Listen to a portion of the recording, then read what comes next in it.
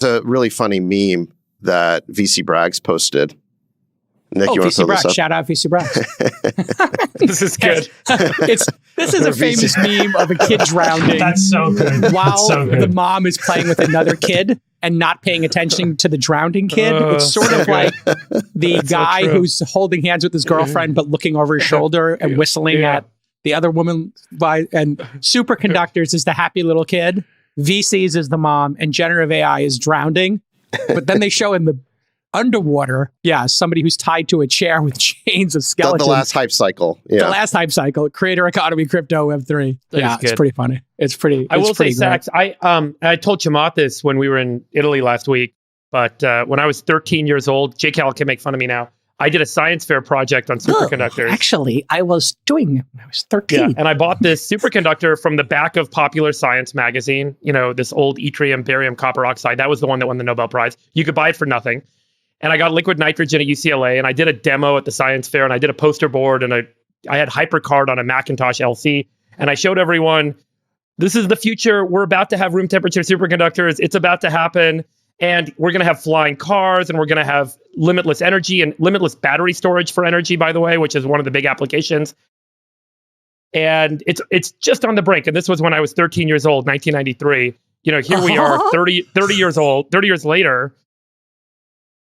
And everyone feels like this moment might be upon us. But it has been this thing that's always been elusive, that everyone's always thought is around the corner. Well, it sounds like cold fusion. You know, we've always been 10 years away for some breakthrough in cold fusion. Self-driving cars. Artificial general intelligence, Well, I think there's a difference between this physical world, material sciences type innovation and then software innovation. And one of Peter Thiel's critiques is that we've had tremendous innovation in software, but in every other aspect of the economy, there's been little to no innovation. Planes, for example, are getting slower, not faster. Would you believe that position from him? I don't buy that position. Well, I mean, with the exception of like what Elon has been doing with the genomic revolution. He misses life sciences entirely in that point. I don't know. I mean, genomics is largely software-based at this point. But if you look at the hardware revolution driven by gene editing, oncology, the breakthroughs. I mean, look, it's all slowing down. I do agree with him. If you look at the number of approved drugs every year and the cost per drug is going the wrong direction, and the number of drugs per year is going in the wrong direction. So there is an argument to be made there. But there are arguably some quantum leaps in the types of medicine that we're applying. We didn't have biologics, 40 years ago. We didn't have gene therapy 10 years ago. These are new modalities for therapies that didn't exist as we've engineered the molecular world to do amazing things in the biochemical application space. So I think there's elements of this that I disagree with, but I think the general trend lines, as he points out, is totally true. Yeah, but with planes, I think we made a conscious decision. He always cites the plane issue. Hey, we don't have the Concorde. We're going backwards in terms of speed. I think that was a deliberate cost-cutting measure because people aren't willing to pay to go faster and burn more fuel. So they but Jake, when you have innovation, the price gets cheaper. That's right. Same with electricity. Same with energy. Electricity is getting more expensive, not cheaper. But if you look at if we wouldn't have the massive gains in artificial intelligence and machine learning, if it hadn't been for the revolution in GPUs, storage, and data centers, and microprocessors, and the iPhone. Yeah, but that's kind of the point, is that we were promised flying cars, and instead we got 280 characters. Not that Twitter/X is bad, but that's just where all the innovation has been, is in IT. That I agree with, yes. So they figured out, keep figuring out how to put more circuits on a transistor or whatever, and keep Moore's law going, or I don't know. I could show you agricultural GPUs, but I could make a different argument by showing you human lifespan and agricultural yields. I mean, agricultural yields continue to climb because of our ability to engineer in a smarter and better way every generation. There's a lot of counter arguments to that point. I would say what's valid about it is go ahead, Chamath. I was going to say the reason we don't see these kinds of innovations is because the ruling class has clogged up and sclerotically dominated all the places where you'd have this massive forms of innovation, like regulatory capture. No. That's like about universities. That's like a boogeyman. So get the boogeyman out. The regulatory capture is there forever. Like, why was this paper published on ArcSiv? Because every other form of publishing mechanism is sclerotic, it's establishment, it's hierarchical, it's about people basically dominating their own little forms of payola. right? And so Nature, JAMA, all of this stuff works this way. And so what happens? You don't get fundamental innovations that happen in labs. You have things that feed research proposals, that feed people who need to basically establish their supremacy. You saw the Stanford professor get booted out because of stuff that, the president of Stanford. The president of Stanford. So why is all this happening? Well, Peter is right. The reason why this stuff is happening is that instead of places where true fundamental innovation can happen, if you look at the Nobel Prize winners and you do distribution by age, what do you find? People win Nobels in their 60s for work that they did in their 20s and 30s. Right. And so you have a system now that rewards people staying in their positions. I wrote this in one of my annual letters.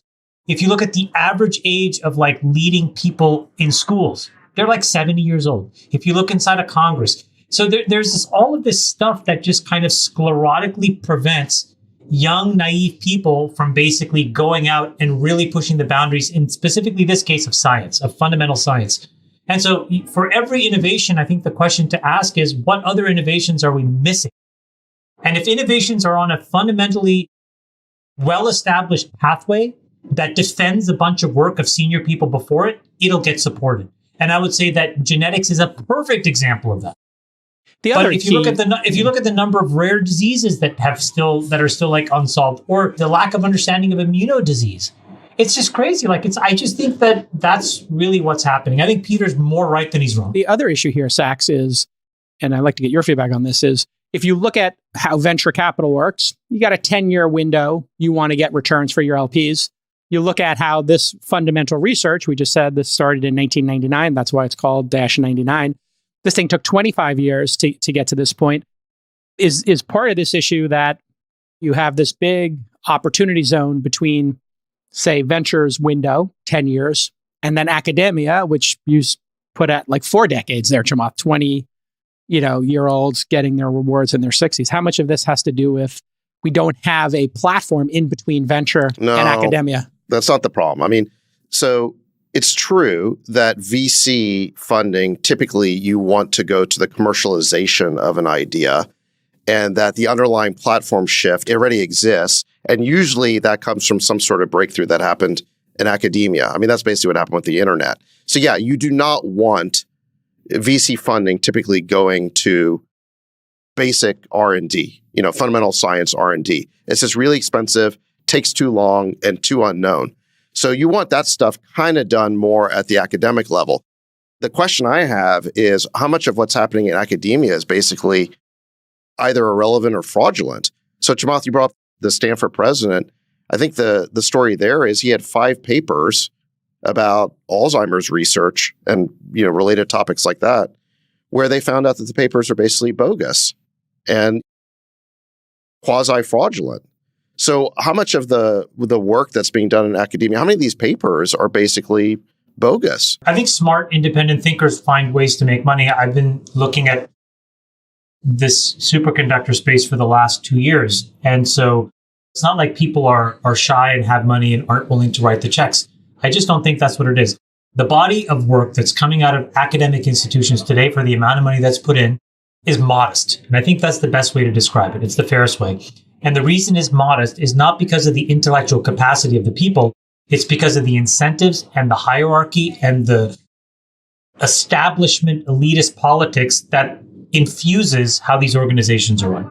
And I think the only way to break that apart is to basically disrupt who is in charge of these institutions. Nick, just throw up this chart. These are people that for decades and decades and decades are in a grind and who are now in control. And so what is the incentive of these folks to explain the chart? Change?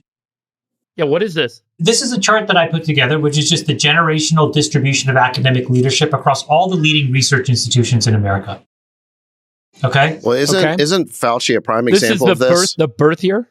No, listen, you had the most important person, hold on a second, the most important person probably in the federal distribution of grants in the medical field was Fauci, right? He literally was running the NIH since the 1980s. He's been there for 40-something years. And the mask was peeled away during COVID, and we saw how much power he wielded, really, I think, in a corrupt way. Jason used the word corrupt. You had that letter to the Lancet that he got a whole bunch of scientists to sign that claimed that COVID was not made in a lab. That was a conspiracy theory, that the only place it could have come from was the sort of the zoonotic leap naturally occurring from animals. We know that he used his power over grants to basically pressure those people into signing the letter, or they thought it would be in their interest to do so, even though Fauci had already been updated by a bunch of scientists that it likely had come from a lab. They could just look under a microscope and see the furin cleavage sites, which were the telltale sign. So they knew that this thing likely came from a lab. There was no basis for calling it a conspiracy theory, certainly. And yet the whole field got behind that. But Sachs, did you see the Slack messages where they were trying to manipulate the New York Times science writer? I mean, they basically... But the question you have to ask is, why were all these scientists willing to go along with this and sign that letter to the Lancet? Because these guys have been grinding for 40 or 50 years in a hierarchy. And so to all of a sudden put a pin in it and just say, you know what, I'm going to dispense with all of it, and now I'm going to basically be completely open-minded, how likely was that? The odds of that were very low. Look at the number of people who have basically grown up in one segment of society that are sclerotically in charge of every single leading research university in the United States. That is why we don't have flying cars. This is why. Because after 40 years of working in a specific hierarchy, being rewarded in a very specific way with a very specific set of incentives, when some young, brash, 22-year-old naive person writes an extremely ambitious research proposal, you're like, no, you will not be a part of my lab to do that, but you can do this incremental thing that further reinforces my leadership in society. That is what this chart shows.